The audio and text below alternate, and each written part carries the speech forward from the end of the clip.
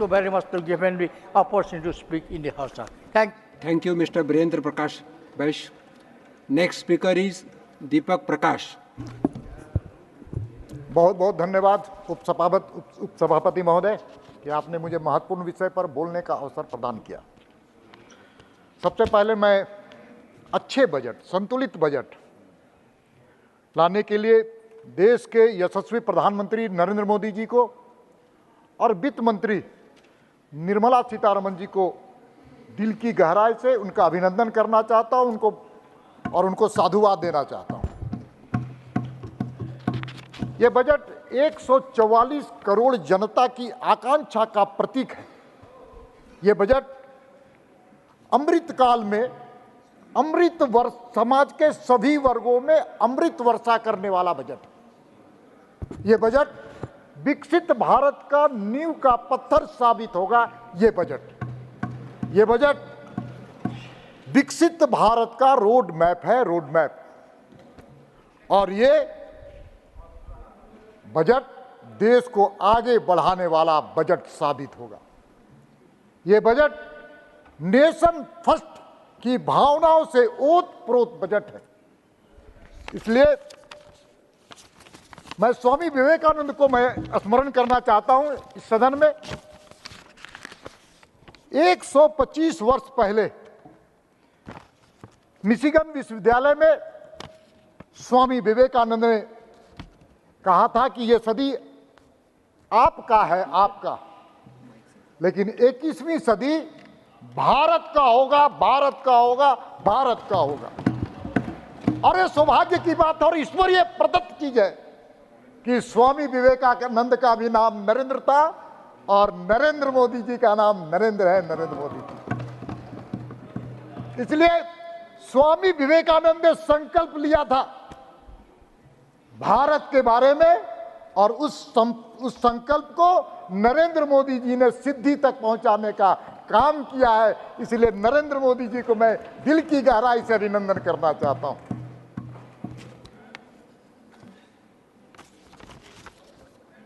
उपसभापति महोदय, मैं जिस पार्टी का कार्यकर्ता हूं उस पार्टी की प्रतिबद्धता है देश को समृद्धशाली बनाने का।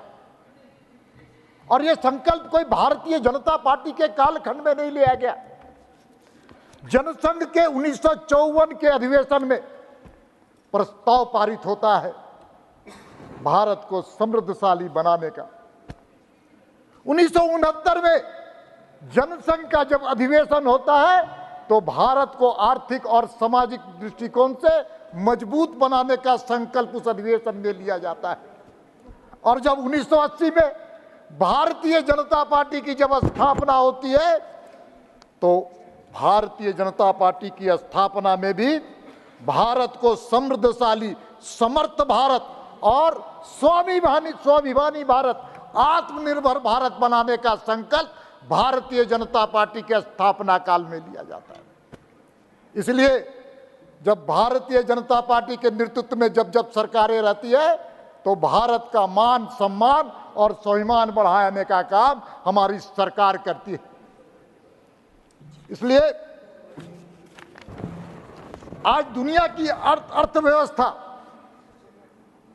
वास्तव में बद से बदतर है कोरोना कालखंड के बाद से। और ऐसे विपरीत परिस्थिति में न केवल हमारे भारत ने स्थिति को संयम से संभाला बल्कि आर्थिक गति को दशा और दिशा देते हुए देश की उन्नति का मार्ग प्रशस्त करने का कार्य सफलतापूर्वक किया। और उसके इस काम को करने वाला दुनिया के सर्वाधिक लोकप्रिय नेता का नाम नरेंद्र मोदी जी है, नरेंद्र मोदी। इसलिए आज देश के 144 करोड़ जनता का मान सम्मान और स्वाभिमान केवल भारत में ही नहीं बढ़ा है महोदय, बल्कि दुनिया आज हर भारतीय को अच्छी नजर से देखने का काम करता है। यह है भारत का सामर्थ्य। और इस सामर्थ्य को अगर किसी ने पहचाना तो देश के यशस्वी प्रधानमंत्री नरेंद्र मोदी जी ने पहचाना, नरेंद्र मोदी जी ने पहचाना।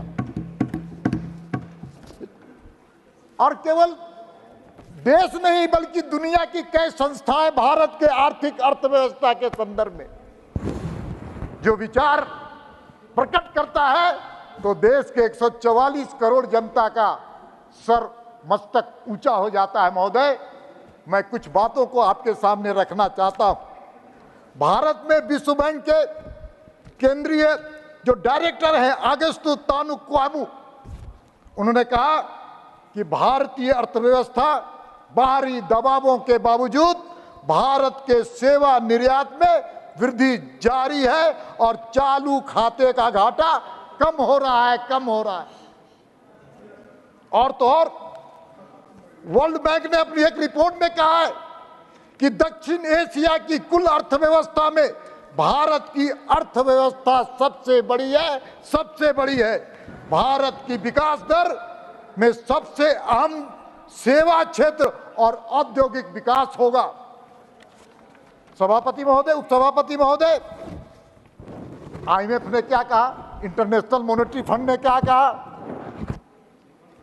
राजकोषीय अनुशासन, आईएमएफ ने कहा कि राजकोषीय अनुशासन बनाए रखने के लिए भारतीय अर्थव्यवस्था की सराहना की जानी चाहिए।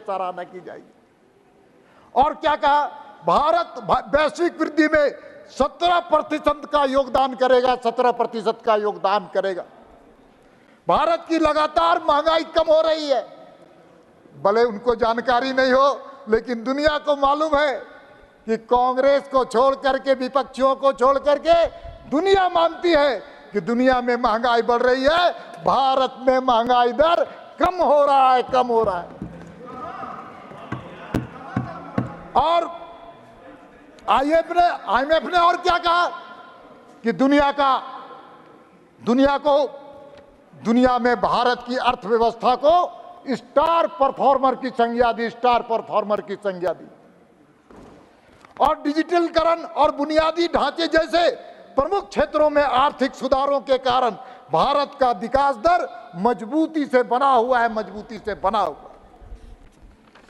और आईएमएफ का और भी कहना है कि भारत में घरेलू मांग लगातार मजबूत बनी हुई है, नौजवान आबादी बढ़ रही है और जो उत्पादन बढ़ाने में सहयोग देगा और भारत का आर्थिक विकास करने से कोई रोक नहीं सकता है। महोदय, तो भाइयों,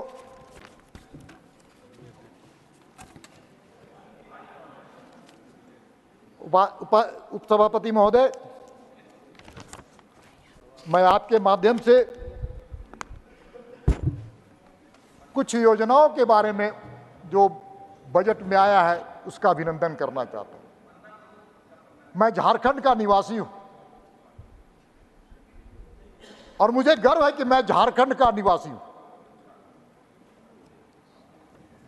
भारत सरकार ने झारखंड को आगे बढ़ाने में कोई कसर नहीं छोड़ी और उसके तहत मैं बजट में जो पूर्वोदय योजना है, उस पूर्वोदय योजना के लिए प्रधानमंत्री जी का अभिनंदन करना चाहता हूं।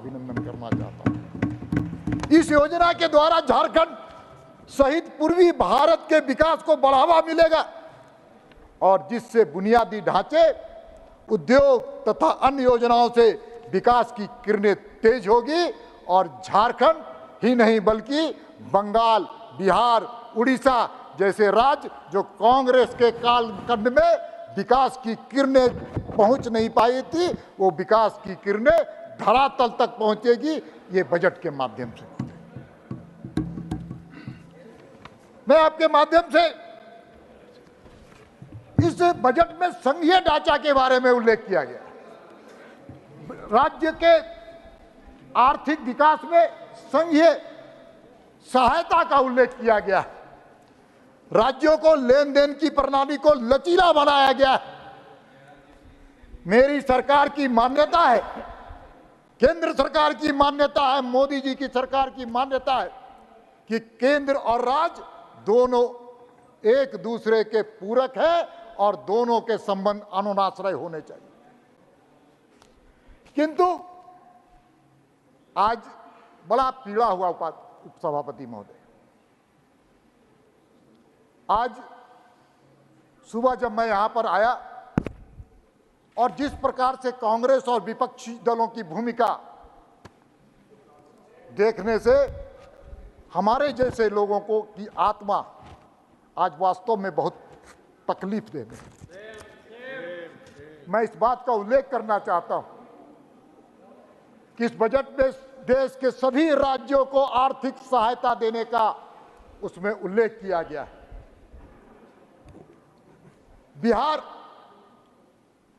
बिहार को अगर सड़कों का निर्माण के लिए कुछ अलग से योजना दी गई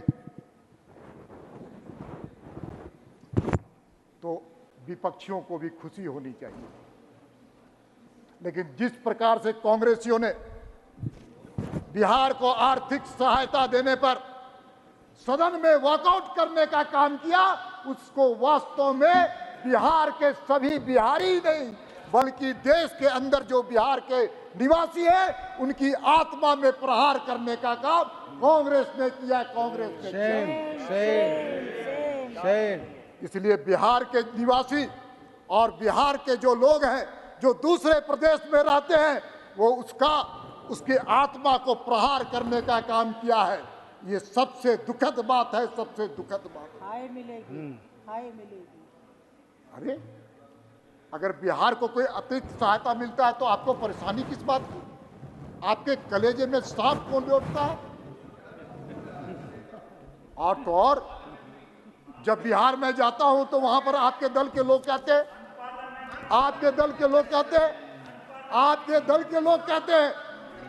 कहते हैं कि केंद्र सरकार से क्या सहयोग मिला। जब केंद्र की सरकार सहयोग करती है तो आपके पसीनों क्यों छूटते हैं? पसीना क्यों छूटता है? पसीना सब तो कोई अनपार्लियामेंट्री नहीं है, सांप भी नहीं है, मुहावरा है। ये मुहावरा है। इसलिए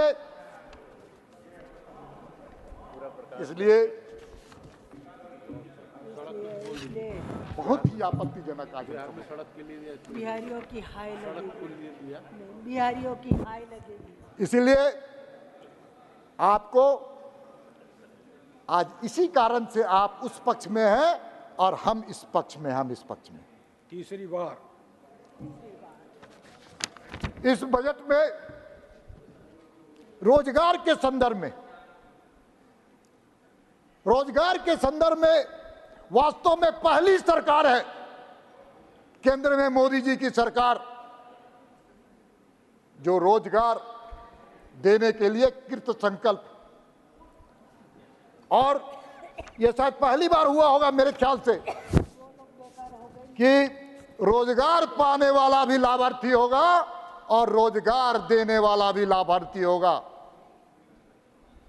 इस बजट की सबसे बड़ी खूबसूरत पहलू है नौकरी में प्रवेश करने वाले 50 लाख युवाओं को 1 महीने का पीएफआई। ये कोई छोटी बात? 25,000 नौजवानों को जॉब की ट्रेनिंग दी जाएगी, ये छोटी बात? आपके कालखंड में तो आपने विचार नहीं किया। पहली बार जो नौकरी पाएगा उसको 1 महीने का वेतन। और मुझे तो स्मरण आता 1974 के आंदोलन को पढ़ने की। उस वक्त देश की जनता ने आपके खिलाफ आंदोलन किया था, बेरोजगारी के सवाल पर, महंगाई के सवाल पर और भ्रष्टाचार के सवाल पर, और साथ साथ तानाशाही के खिलाफ। इसलिए इस बजट में आर्थिक विकास के संदर्भ में भी एक लक्ष्य रखने का काम मोदी जी की सरकार ने किया। आर्थिक विकास को 10.5% तक बढ़ाने का लक्ष्य रखा गया और निवेश को बढ़ाने का संकल्प इस बजट के अंदर है। और निवेश बढ़ा करके व्यापार को सुगम बना करके रोजगार को सृजन करने का संकल्प इस बजट में लिया गया है। ये पहली सरकार है जो मोदी जी की सरकार। इसलिए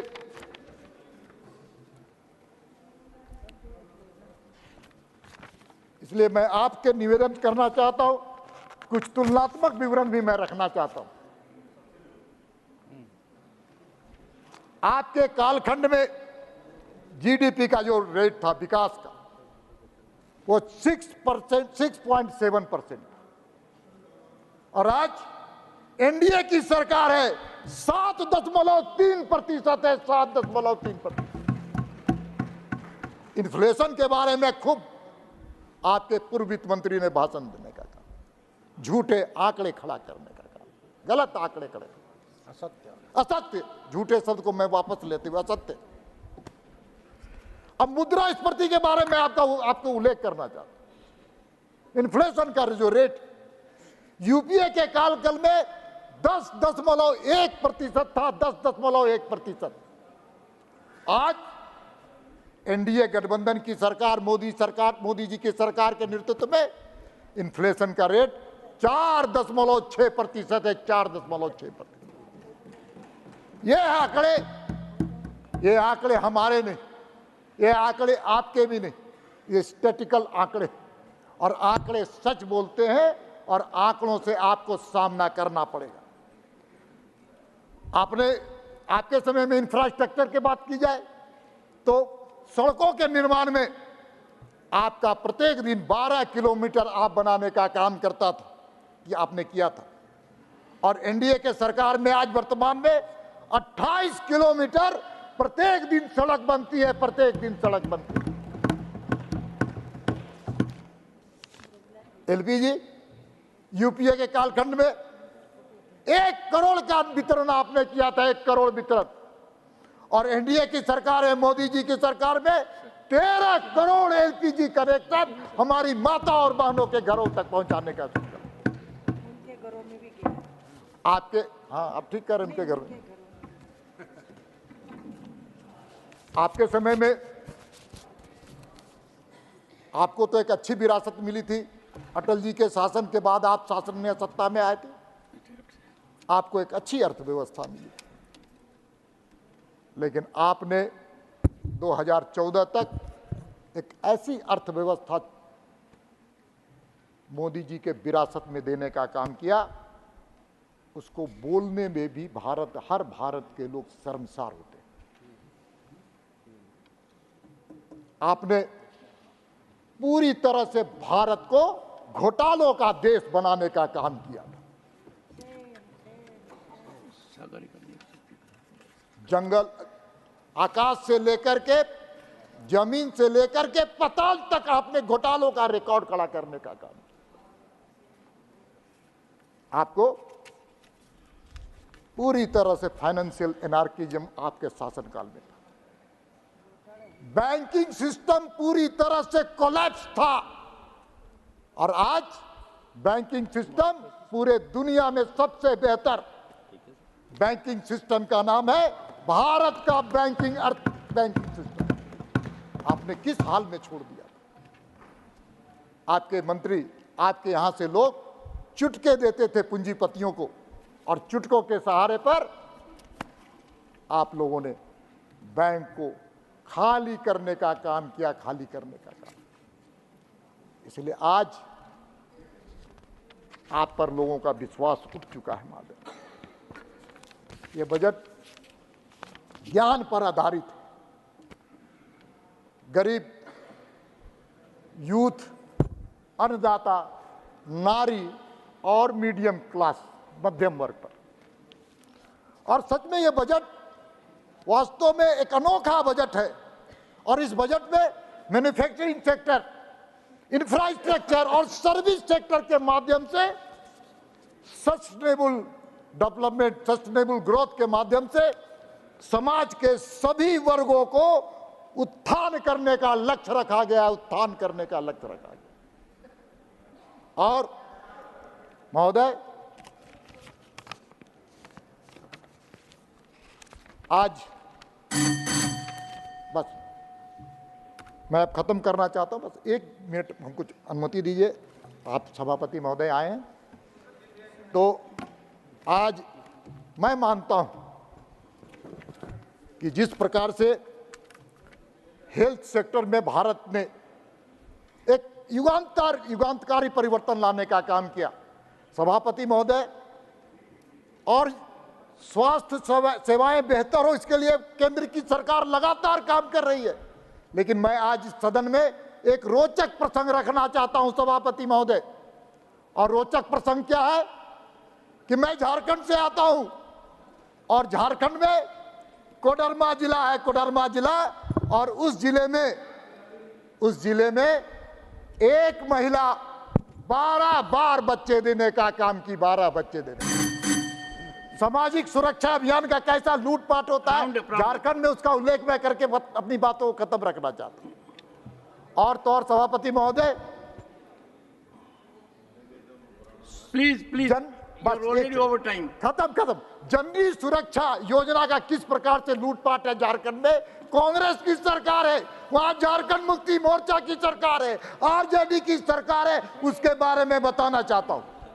और वहां पर एक बहन, एक माता को 12 बार एक दिन में बच्चा पैदा करते दिखाया गया है।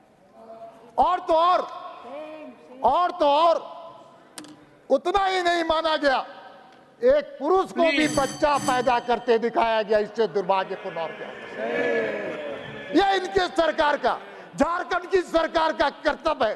कमाल है, कई वैज्ञानिक आज इस खोज में लगे हुए हैं, लेकिन झारखंड की सरकार नहीं, यू वर कंक्लूडिंग, बस इसलिए आज प्लीज कंक्लूड। हाँ, बस कंक्लूड कर हाफ अ मिनट, बस आधा मिनट लेंगे। बस हाफ अ मिनट। इसलिए मैं मानता हूं सभापति महोदय कि 1951 में जब देश की आजादी हुई थी, तब जब फर्स्ट फिफ्थ ईयर प्लान बना था, उसी में कहीं ना कहीं खोट थी। इसीलिए मैं अपनी बातों को समाप्त कर दूं। धन्यवाद। Honorable members, after Srimati Sagari